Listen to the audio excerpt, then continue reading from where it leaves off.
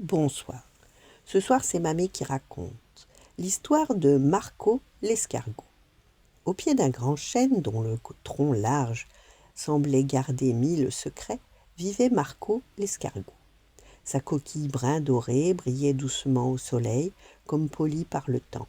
Marco avançait lentement, très lentement, mais il avançait toujours avec patience et détermination. Partout où il passait, il laissait derrière lui une fine traînée de bave argentée. Elle brillait parfois sous la rosée du matin, mais la plupart des habitants du jardin n'y voyaient qu'une trace gluante. Surtout Lison, le papillon. Lison avait des ailes légères, colorées comme un coucher de soleil.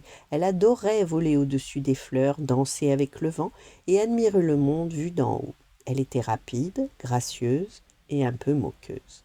Chaque fois qu'elle croisait Marco, elle virevoltait autour de lui en riant. « Regarde-moi, Marco, regarde-moi » chantait-elle. « Je vole sans rien salir, moi, pas comme ta bave, dégoûtante. » Marco levait doucement la tête, ses antennes frémissaient, puis il répondait simplement « Chacun avance comme il peut, Lison. » Mais Lison riait déjà ailleurs, emportée par le vent. Un après-midi, le soleil baignait le jardin d'une lumière chaude et dorée. Les feuilles du grand chêne bruissaient doucement. Lison, perchée sur une branche basse, regardait vers les hauteurs de l'arbre. Les branches les plus élevées se balançaient doucement dans le ciel. Elles semblaient toucher les nuages. « Aujourd'hui, je vais voir le monde d'en haut, » annonça-t-elle fièrement, « là où personne n'est jamais allé. » Elle jeta un dernier regard à Marco qui avançait paisiblement près des racines. « Toi, tu mettrais toute une vie pour monter là-haut. » Et elle s'envola. Au début, tout était merveilleux.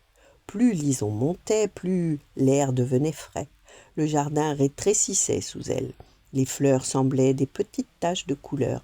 Elle se sentait libre, puissante, invincible. Mais soudain, une rafale de vent surgit entre les branches, violente, froide, imprévisible. Elle la projeta contre l'écorce rugueuse du chêne. « Aïe !» Son aile gauche se plia douloureusement. Elle tenta de battre des ailes, mais la douleur lui arracha un cri. « Oh non, non, je ne peux plus voler !» Elle s'agrippa comme elle put à l'écorce tremblante. Le vent sifflait entre les branches, le soleil descendait lentement, l'ombre s'allongeait, la peur monta dans sa poitrine. « À l'aide, quelqu'un, s'il vous plaît !» Très loin, en bas, Marco avançait tranquillement. Quand un faible cri parvint jusqu'à lui, il s'immobilisa, il écouta.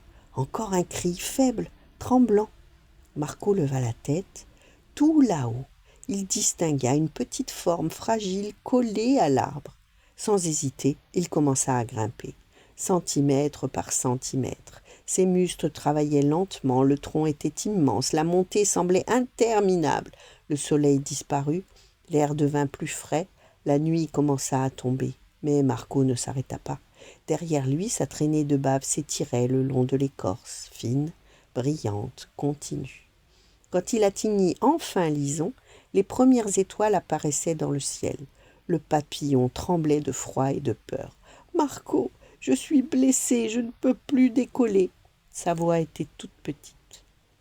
Marco s'approcha doucement. « Ne t'inquiète pas, mon petit, je vais te ramener chez ta maman. » Lison hésita, puis se blottit délicatement sur la coquille tiède de l'escargot. Elle était si légère, mais Marco sentait quand même sa fragilité. Il commença alors la descente, lente, très lente, mais sûre. La nuit était maintenant profonde, le vent s'était calmé, la lune s'éleva doucement dans le ciel, et soudain, quelque chose se mit à briller sur le tronc.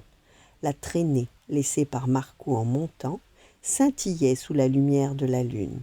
Elle formait un long fil argenté, lumineux comme un chemin d'étoiles. Elle éclairait parfaitement leur route.